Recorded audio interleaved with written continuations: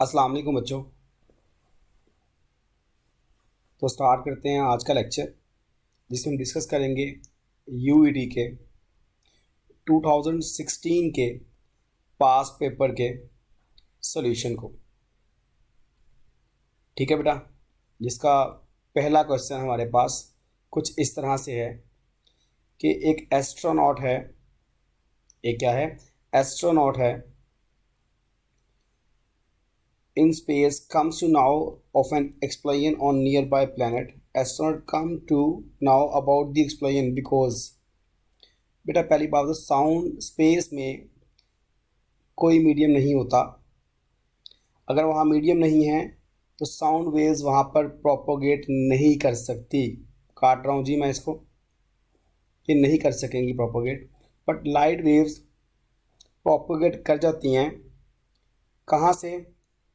जब मीडियम ना भी हो, तो इसलिए इसका आंसर बीटा बनेगा। एक कम्बिनेशन दिया हुआ है हमारे पास। A gate is connected in a configuration shown in diagram.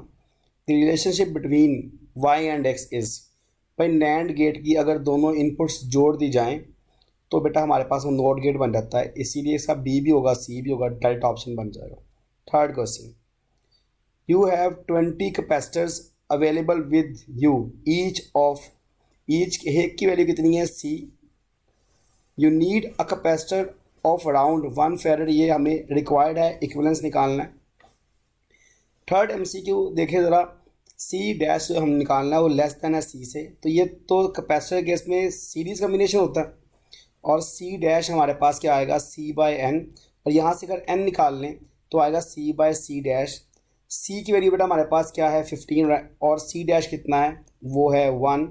तो यहाँ से हमारे पास सी डैश ये हमारे पास होगा, एन जो आएगा वो एन की वैल्यू आएगी 15।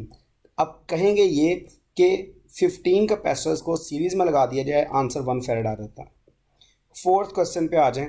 अ thermistor with positive temperature coefficient is used to measure temperature in the furnace. As furnace heat up, मतलब टेम्परेचर बढ़ गया, रेजिस्टेंस क्या होगी? पॉजिटिव टेम्परेचर कोफिशिएंट के लिए आर का टी के साथ डायरेक्ट रिलेशन होता है। टी अगर बढ़ा देंगे तो आर भी बढ़ जाएगा, जिससे रेजिस्टेंस हमारे पास क्या हो जाएगी? बताओ मुझे, इंक्रीज हो जाएगी। क्वेश्चन नंबर 5 पर आते हैं। Which single gate represent the following system. तो अगर नॉट गेट लगे, यहाँ ए लगा लें, यहाँ बी लगा लें, यहाँ ए बार मिल जाएगा, यहाँ बी बार मिल जाएगा, यहाँ a bar dot b bar whole bar आ जाएगा। जब बार सेपरेट करते हैं तो डबल बार आएगा, ए के ऊपर बी के ऊपर डबल बार आएगा, डॉट प्लस में कन्वर्ट हो जाएगा। डबल बार ए के इक्वल ही होता है और डबल बार बी के इक्वल ही होगा, तो इसलिए इसका आंसर बनेगा Charlie. When you drop a ball accelerate downward, जैसे अब बैंक को यहाँ ड्रॉप करो तो एक्सेलरेशन ड्यू टू ग्रेविटी होगा 9.8 ही होगा। Which one of the following is a vector quantity. तो momentum not a vector quantity, momentum force और एक्सेलरेशन वेक्टर क्वांटिटी है, काइनेटिक एनर्जी स्केलर क्वांटिटी होती है, ये वेक्टर क्वांटिटी नहीं होती। उसने बोला which of the following is not. A tied wire is clamped by 2 points 2 metre apart, जो कि मैं यहाँ बनाने जा रहा हूँ। दो एंड से क्लैम्प कर दिया, किसी एक प्लग नियर वन एंड, किसी एक एंड से इसको प्लग किया। कहता है what is the longest wavelength.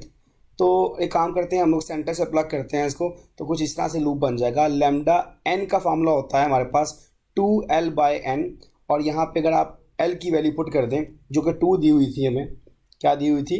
2 दी हुई थी। 2 × 2/n, आंसर कितना आएगा? 4/n। अब एन की वैल्यू 1 पुट करें तो लैम्डा कितना आ जाएगा? 4 मीटर आ जाएगा। एन की जगह 2 पुट करें, लैम्डा कितना आ जाएगा बेटा हमारे पास? 2 आ जाएगा। एन की जगह 3 पुट करें, लैम्डा आ जाएगा 4/3, जिसे हम लोग क्या कहते हैं? 1.3 मीटर। क्वेश्चन नंबर 9 पर चलते हैं।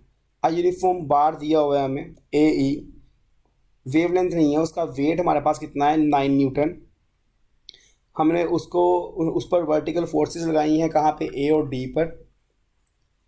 ठीक है, कहता है अगर उसे इक्विलिब्रियम में लाना चाहते हैं तो 6 न्यूटन फोर्स कहाँ लगाएंगे। तो इसके लिए पहले पिवट पॉइंट चूज कर लेते हैं, सी को। इसका वेट कहाँ होगा? सी पर होगा। इसी को पिवट मान लेते हैं हम लोग। वेट कहाँ होगा? सी पर, और उसी को मैं मानने लगा पिवट। लेकिन इसको लैदा ड्रॉ कर लेता हूँ। चलो मैं, देखो ए, हम यहाँ पर 5 पॉइंट लेंगे, पहले सेंटर बना लेते हैं, फिर एंड पे बना लेते हैं, फिर इनका भी सेंटर ले लेंगे। यूनिट लेंथ आएगी जिनके दरमियान, नाम दे दें इनको सेंटर रॉड का सेंटर वेट होगा, इसी को मैंने पिवट बना लिया, तो इस वेट की कोई अहमियत नहीं रहेगी। अब ये टॉर्क प्रोड्यूस नहीं कर सकता। एक फोर्स 5 न्यूटन लगी है हमारे पास लेफ्ट साइड पर, एक बेटा हमारे पास कहाँ आई 2 न्यूटन आई बेटा कहाँ पे राइट साइड पर। 2 न्यूटन वाला भी क्लॉकवाइज मूव करवाएगी, 5 न्यूटन वाली भी क्लॉकवाइज मूव करवाएगी। इसका मतलब ये हुआ अगर आप इसे इक्विलिब्रियम में लाना चाहते हैं तो एंटी क्लॉकवाइज टॉर्क मूव करवाएंगे, और वो कहाँ पे करवाएंगे, डी पर करवाएंगे या ई पे। एक काम करते हैं हम ई पर करते हैं, तो देखें ज़रा अब देखें यहाँ पर जो हमारे पास टॉर्क है 5 न्यूटन वाला भी क्लॉकवाइज, 2 न्यूटन वाला भी क्लॉकवाइज, लेकिन 6 न्यूटन वाला क्या है, एंटी क्लॉकवाइज है अबाउट पिवट। तो चलें 5 न्यूटन मल्टीप्लाई 1 इंटू 1 कितना आएगा 2, clockwise torque is equal to क्या आएगा, anti clockwise torque. Clockwise torque में 2 हैं, पहले है 5 इंटू 2 आएगा, फिर बेटा क्या आएगा 2 इंटू प्लस आएगा प्लस 2 इंटू क्या आएगा 1 इज इक्वल टू बेटा हमारे पास क्या आएगा, एंटी क्लॉकवाइज में आएगा 6 इंटू पिवट तक फासला 2 है। देखें ज़रा दोनों केसेस में हमारे पास जो टॉर्क आ रहा है वो क्या आ रहा है, सेम आ रहा है, तो बॉडी क्या है, इक्विलिब्रियम में। नेक्स्ट क्वेश्चन है, in a competition fielder are required to throw the cricket ball as far as possible under ideal condition. जो ऑप्टिमम थ्रो होता है यानी मैक्सिमम रेंज वो 45 डिग्री पर होती है। कहता क्या होगी अगर हवा अगेंस्ट दी थ्रो आए और अगर हवा किस तरह आए in the direction of throw. तो बेटा जो भी है हमारे पास रेंज तो मैक्सिमम 45 पर होगी, तो ऑप्शन क्या बनेगा बेटा हमारे पास, चार्ली। 11 क्वेश्चन पे आते हैं। हमारे पास 3 बल्ब हैं कनेक्ट किए गए हुए हैं किसमें, डीसी सप्लाई के साथ। कहता है बल्ब नॉर्मल ब्रिलियंस से चल रहे थे, ठीक है बेटा, स्टडी करंट की वजह से। कहता है filament of the one bulb break, जब एक बल्ब की फिलामेंट टूट जाएगा तो बेटा हमारे पास क्या होगा, वो आप बल्ब भी मिटा दो, मैंने मिटा दिया देखें बल्ब यहाँ से। अब जो सर्किट की रेजिस्टेंस होगी वो बेटा हमारे पास डिक्रीज वो हो जाएगी, सर्किट की रेजिस्टेंस क्या हो जाएगी, इंक्रीज हो जाएगी। वो पैरेलल में जब आप एक रेजिस्टेंस उतारते हैं, तो बेटा हमारे पास क्या होता है, रेजिस्टेंस क्या हो जाती है, इंक्रीज। रेजिस्टेंस के इंक्रीज होने की वजह से करंट डिक्रीज हो जाएगा, तो ऑप्शन बनेगी डेल्टा। वोल्टेज सेम है तो ब्राइटनेस सेम रहेगी इस वजह से। क्वेश्चन नंबर 12 पर चलते हैं। हमारे पास 2 स्फीयर हैं जिनका मास m और वेलोसिटी v है, कोलाइड कर रहे हैं किस तरह से, इनइलास्टिकली। तो percentage loss in kinetic energy कितना होगा, अगर इनइलास्टिकली कोलाइड कर रहे हैं तो 100% आएगा, ठीक है। 13 क्वेश्चन में देखें, एक एम्बुलेंस राउंड अबाउट में क्या कर रही है, मूव कर रही है। मैं बनाने लगा राउंड अबाउट, एक समझ लें ये हमारे पास ये एक एम्बुलेंस है, ये इस तरह सर्कुलर ट्रैक में मूव कर रही है। साइरन बज रहा है तो ये किस तरह से होगी, ये हमारे पास होगा सोर्स और इसके सेंटर में होगा ऑब्जर्वर। चूंकि डिस्टेंस चेंज नहीं हो रहा तो हम कहेंगे कि यहाँ पर फ्रिक्वेंसी में चेंज नहीं आएगा, तो equal to actual frequency of siren आ जाएगा। अगला क्वेश्चन, 2 सैटेलाइट्स हैं लॉन्च किए गए हैं। सैटेलाइट 1 का मास 10 किलोग्राम है और वॉल्यूम दिया हुआ है। सैटेलाइट 2 का मास कितना दिया हुआ है, 5 किलोग्राम, और उसका ही वॉल्यूम दिया हुआ है। कहता है एस्केप वेलोसिटी क्या होगी। और भाई एस्केप वेलोसिटी ना तो सैटेलाइट के मास पर डिपेंड करती है ना ही सैटेलाइट के वॉल्यूम पर। फॉर्मूला होता है 2gm/r, ठीक है बेटा, ना सैटेलाइट के वॉल्यूम पर ना ही सैटेलाइट के मास पर, ये ठीक है बेटा। तो इस वजह से जो एस्केप वेलोसिटी होगी वो एक प्लैनेट के लिए वो सेम रहती है। तो ऑप्शन बेटा हमारे पास यहाँ पर क्या आएगी, बीटा। क्वेश्चन 15 अगर आप करना चाहते हैं तो मेरा लेक्चर है ग्राफ के बारे में, वो आप देख लें तो ठीक है, और उसके मुताबिक इसकी ऑप्शन क्या बनेगी, अल्फा बनेगी। नेक्स्ट चलें जी, क्वेश्चन नंबर 16 पर आते हैं। कहता है a mass of liquid of density let's suppose rho लिख लें क्योंकि यहाँ पे आया नहीं है, ठीक है। अब कहता है is mixed with an equal mass of another liquid जिसकी डेंसिटी कितनी है, 3 नहीं, या 3 डेंसिटी लिख दें, 3 times rho. The density of the mixed liquid क्या होगा, डेंसिटी का फार्मूला होता है total mass over total volume. Total mass आएगा और नीचे क्या आएगा, टोटल वॉल्यूम आ जाएगा। मास दोनों का क्या था, m था, तो m1 + m2 में क्या आएगा, m + m। वॉल्यूम क्या आएगा बेटा हमारे पास, वो आएगा वॉल्यूम आ जाएगा बेटा हमारे पास मास ओवर डेंसिटी।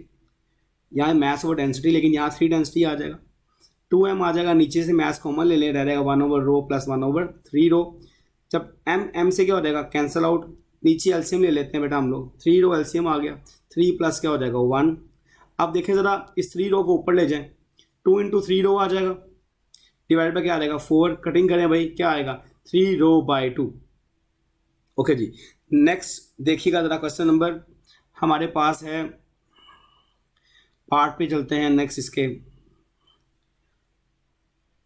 क्वेश्चन नंबर 17 है, time period of simple petroleum दिया हुआ है हमारे पास फार्मूला से, उसमें लेंथ दी है 10 सेंटीमीटर और उसकी मेजरमेंट भी दी हुई है, इस तरह टाइम भी दिया हुआ है। लेंथ 10 सेंटीमीटर लिख लें आप, प्लस माइनस 1 मिलीमीटर लिखें, इसे मीटर में कन्वर्ट कर लें, यहाँ आएगा 0.1 मीटर, प्लस माइनस आएगा 0.001 मीटर। अब आप इसमें परसेंटेज अनसर्टेनिटी अभी निकाल लें। परसेंटेज अनसर्टेनिटी लेंथ में कैसे आएगी भाई, वो आएगी least count 0.001 divide by 0.1 multiply by 100%। तो देखें ज़रा इसे सॉल्व करते हैं तो आंसर आ जाएगा 1%।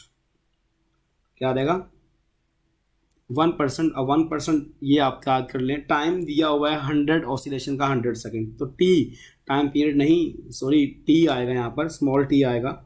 स्मॉल टी बेटा हमारे पास कितना है 100 सेकेंड, और इसकी एक्यूरेसी है प्लस माइनस 1 सेकेंड। अब वो कहता है कि टाइम पीरियड निकालें, तो 100 सेकेंड को 100 वाइब्रेशन से डिवाइड करो और इसका एब्सोल्यूट अनसर्टेनिटी के लिए 1/100 कर दो। तो बेटा आंसर क्या आएगा 1 सेकेंड प्लस माइनस 0.01 सेकेंड। अब ऊपर देखिए टाइम पीरियड का फॉर्मूला हमें दिया हुआ है, वहाँ से जी निकाल लें आप। जी की वैल्यू बेटा हमारे पास क्या है, तो जी है बेटा हमारे पास वो है इज इक्वल टू 4π² L/T²। अगर यहाँ से परसेंटेज अनसर्टेनिटी का फॉर्मूला बनाएं जी के लिए, तो उसमें कांस्टेंट नहीं आएगा, तो परसेंटेज अनसर्टेनिटी इन जी किसके इक्वल आएगी, percentage uncertainty in length plus 2 times percentage uncertainty in time. तो टाइम पीरियड में परसेंटेज अनसर्टेनिटी निकाल लें, कैसे 0.01 डिवाइड बाई 1 इंटू 100%। आंसर कितना आ जाएगा 1%। ये वाली वैल्यू ऊपर अगर आप पुट कर दें जो फार्मूला बनाया है हम लोगों ने, तो लेंथ में 1%, 2 टाइम्स इंटू 1%, आंसर कितना आएगा अप्रॉक्सीमेटली 3%। ए ऑप्शन हो गया। अगला क्वेश्चन है, in an experiment uncertainty in the value of resistance कितनी है 2% है, और इसी तरह से जो अनसर्टेनिटी है किसमें पोटेंशियल डिफरेंस में 1% है, तो पार में निकालनी P = V² बराबर आर होता है। तो परसेंटेज P में क्या होगी, परसेंटेज अनसर्टेनिटी V इंटू क्या आएगा 2, और साथ में परसेंटेज अनसर्टेनिटी R आ जाएगी।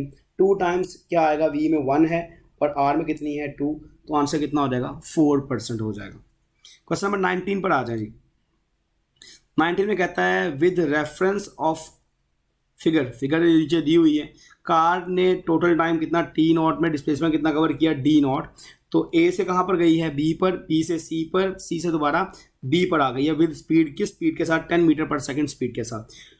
हमें टोटल टाइम निकालना है और टोटल डिस्प्लेसमेंट निकालना है। टोटल डिस्प्लेसमेंट निकाल लेते हैं, A हमारे पास इनिशियल है और B हमारे पास फाइनल पोजीशन है। तो टोटल डिस्प्लेसमेंट होगा बेटा हमारे पास वो होगा A से B तक, A से B कितना दिया हुआ है हमें 10 मीटर दिया हुआ है, तो यही डिस्प्लेसमेंट है हमारे पास। चलिए डिस्टेंस निकाल लेते हैं। डिस्टेंस होता है एक्चुअल लेंथ जो AB आएगी प्लस क्या आएगा 2πr। अब आप यहाँ पे AB की वैल्यू पुट कर दें, वो कितनी है, वो हमारे पास AR था, 2πr था, R हमारे पास चूँकि 10 है, 10 कॉमन ले ले, रह जाएगा 1 + 2π। अब हमारे पास टाइम होगा डिस्टेंस ओवर स्पीड, क्या होगा डिस्टेंस ओवर स्पीड। डिस्टेंस का फॉर्मूला लगा दें, तो 10 इंटू 2π + 1 था ओवर 10, 10 से कैंसिल हो गया, तो आंसर कितना आया 2π + 1 सेकेंड आंसर आ गया। आगे कहता है ऊपर वाली डायग्राम के मुताबिक ही रेफरेंस से बात कर रहा है, average velocity of the complete path बता रहा है और instant velocity at point C पर हमारे पास क्या होगी। एवरेज वेलोसिटी होती क्या है भाई, वो होती है एवरेज वेलोसिटी होती है, इसे लिख लेते हैं ज़्यादा बेहतर रहेगा। एवरेज वेलोसिटी में हम लोग कहते हैं कि टोटल डिस्प्लेसमेंट ओवर क्या आएगा टोटल टाइम आएगा। ये देखिए टोटल डिस्प्लेसमेंट ओवर क्या आएगा टोटल टाइम। ठीक है बेटा,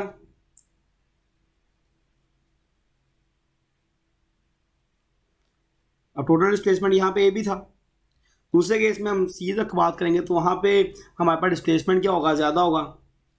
ठीक है ना, बोलो बच्चों, तो अब कहता है चूंकि हम डिस्प्लेसमेंट की बात करते हैं, वहाँ डिस्प्लेसमेंट क्या होगा, ज़्यादा होगा, तो हम कहेंगे इंस्टेंटेनियस वेलोसिटी हमारे पास क्या होगा, बताएं मुझे, वो ज़्यादा होगी। वैसे भी बॉटम पर स्पीड तेज़ से गुजरती है बॉडी, तो वहाँ पर हम कहेंगे इंस्टेंटेनियस स्पीड क्या होगी, ज़्यादा होगी। अगला क्वेश्चन देखें, मास और वेलोसिटी दी हुई है, दूसरे में मास और वेलोसिटी दी हुई है, परफेक्टली इलास्टिक प्लेन है, कांटिनेंटल निकालने, पहले आएगा हाफ एम इंटू वी, कितना है 2v, 2v लगा दें, फिर दूसरे कांटिनेंटल निकालें 1/2, मास अब 2m दिया हुआ है, वेलोसिटी कितनी दी हुई है, v दी हुई है। सॉल्व करेंगे तो आंसर आएगा m/2 इंटू 4v², यहाँ पर आएगा 2 से कैंसिल हो गया mv², कैंसिलेशन करेंगे तो यहाँ 2v² m आ जाएगा, जब दोनों को ऐड करेंगे तो 3mv² आ जाएगा। रुके ज़रा, अभी मोमेंटम निकाल लें। मोमेंटम बेटा हमारे पास क्या है, मोमेंटम हमारे पास है बिफोर में आएगा m इंटू 2v पहले वाले का, और दूसरे वाले का आएगा 2m इंटू वी, तो आंसर 4mv आएगा। तो इसका आंसर बोथ बी एंड सी ठीक है। ओके जी, नेक्स्ट क्वेश्चन नंबर 22 पर आता हूँ। 22 में कहता है कि हमारे पास 250 हर्ट्ज सुपर इम्पोज कर रहा है स्टेशनरी वेव में, जिसमें दो कंडक्टिंग नोड के दरमियान फासला 2 मीटर है, λ/2 2 मीटर होगा, तो आंसर λ 4 मीटर आ जाएगा। v = f λ होता है, क्या v = क्या होता है, f λ। आप यहाँ पे f की वैल्यू पुट कर दें, λ पुट कर दें, जो कि 4 है, आंसर आ जाएगा 1000 मीटर पर सेकेंड।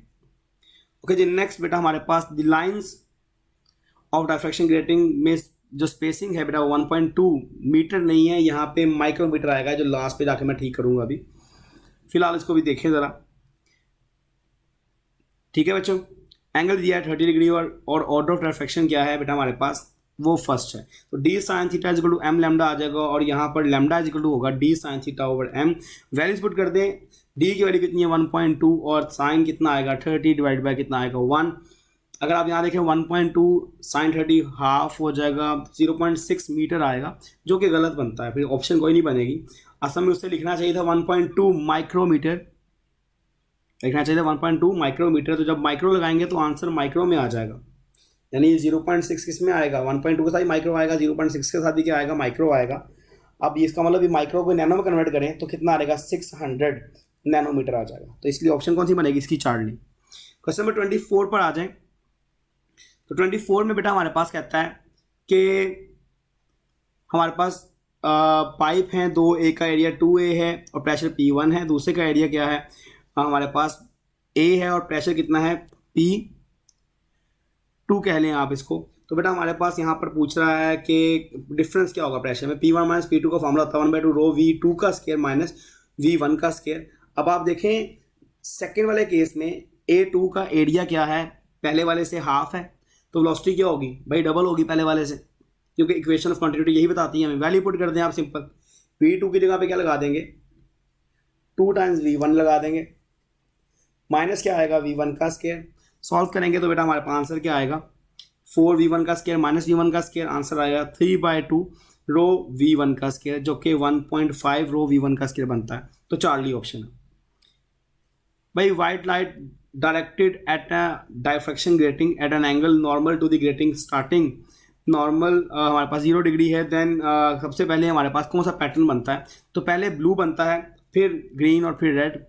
इसके लिए इस बुक की साइड इन्फॉर्मेशन देखें, जो कि चैप्टर नंबर 9 में है, ठीक है, जहाँ पे एक स्लिट से लाइट पास होती हुई दिखा रहा है वो। 26 पर आ जाएं, तो 26 में कहता है कि हमारे पास मोनोक्रोमैटिक लाइट है, वेवलेंथ λ1 है, और वो पास हुआ है किसमें से, ग्लास में से, रिफ्रैक्टिव इंडेक्स 1.5 है। ये जान लें कि लैम्डा का और इफेक्टिव इंडेक्स का इन्वर्स रिलेशन होता है, वहाँ से बन जाएगा λ2 = n1/n2 × λ1।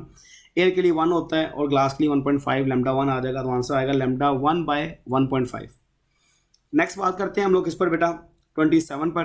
तो कहता है on a hot summer day, आपने एयर कंडीशन चला दिया रूम में, तो उसकी वजह से क्या हुआ, जो फ्लोर था उसका टेम्परेचर कितना हो गया T1, और जो सीलिंग का टेम्परेचर कितना हो गया T2। याद रखना ठंडी हवा जो होगी, ठीक है, कोल्ड एयर जो होगी, वो बेटा कहाँ पर आएगी, वो ज़मीन पे आ जाएगी, और जो गर्म हवा होगी वो कहाँ पे चली जाएगी, छत तक चली जाएगी। लिख लेते हैं, जो कोल्ड एयर है, जो कोल्ड एयर है उसका टेम्परेचर कितना है बेटा हमारे पास, कहता है वो T1 है, और जो हॉट एयर है उसका टेम्परेचर कितना है, वो कहाँ पे है, सीलिंग पर है, उसका टेम्परेचर कितना है, T2 है।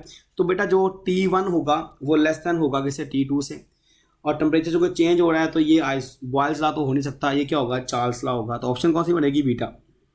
कांस्टेंट करंट और 1 ampere flows and electrical component for 5 second. Charge का फॉर्मूला होगा, चार्ज इसको आई टू टी होता है, आई कितना है हमारे पास 1, टाइम कितना है 5, आंसर कितना आएगा 5 कूलम। तो अल्फा ऑप्शन है। Current flowing in a electrical component from 0 to 5, बेटा यहाँ पे ओवर 5 सेकेंड चार्ज निकालना है।